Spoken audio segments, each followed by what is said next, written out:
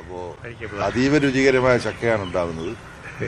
ഓരോ വർഷവും ഒരു ചക്ക എനിക്ക് തന്നില്ലെങ്കിൽ ചക്കക്കൊതിയനായിട്ടുള്ള ഞാൻ പിണങ്ങും എന്ന് അടൂർ സാറിനറിയാം.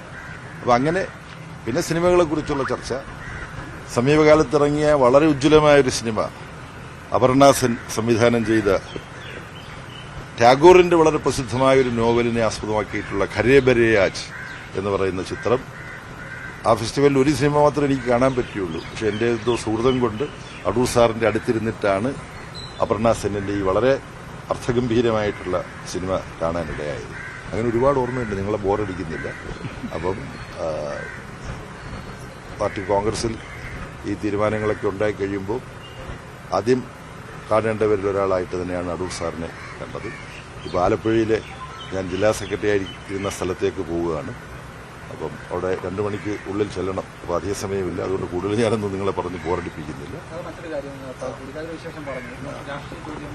അല്ല, അത് നമ്മൾ ഇവിടെ ഒഴിവാക്കുക. അല്ല, ക്ഷമിക്കുക. അത് നമ്മൾ അടൂർ സാറിനെ കണ്ട്, അടൂർ സാറിനെ പോലുള്ള ഒരാൾ, ഞാൻ നിങ്ങൾ ആലപ്പുഴ പറഞ്ഞു, അവിടെ ഞാൻ പറയാം. ഇവിടെ നമ്മൾ മറ്റു കാര്യത്തിലേക്ക് പോകും നല്ലതല്ല. അതിനെ വിഷയറ്റ് ചെയ്യണ്ട. സാറും കൂടെ മറ്റൊരു വിഷയത്തിലേക്ക് നമ്മൾ പോകണ്ട. സാർ 2 വാക്ക് പുതിയ ജനറൽ സെക്രട്ടറിയെ കുറിച്ച്.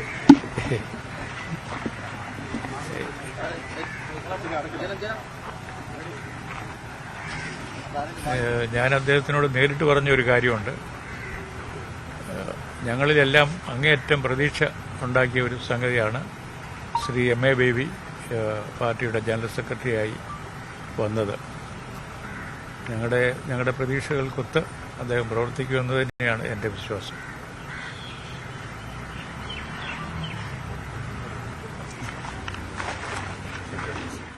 അടൂർ ഗോപാലകൃഷ്ണനെ കാണാൻ തിരുവനന്തപുരത്തെ വസതിയിലെത്തുകയായിരുന്നു CPM-ന്റെ പുതിയ general secretary Shri MA Baby. ദീർഘകാലമായുള്ള സൗഹൃദമാണ് MA ബേബിയും അടൂർ ഗോപാലകൃഷ്ണനുമായി എന്നാണ് മനസ്സിലാക്കേണ്ടത്.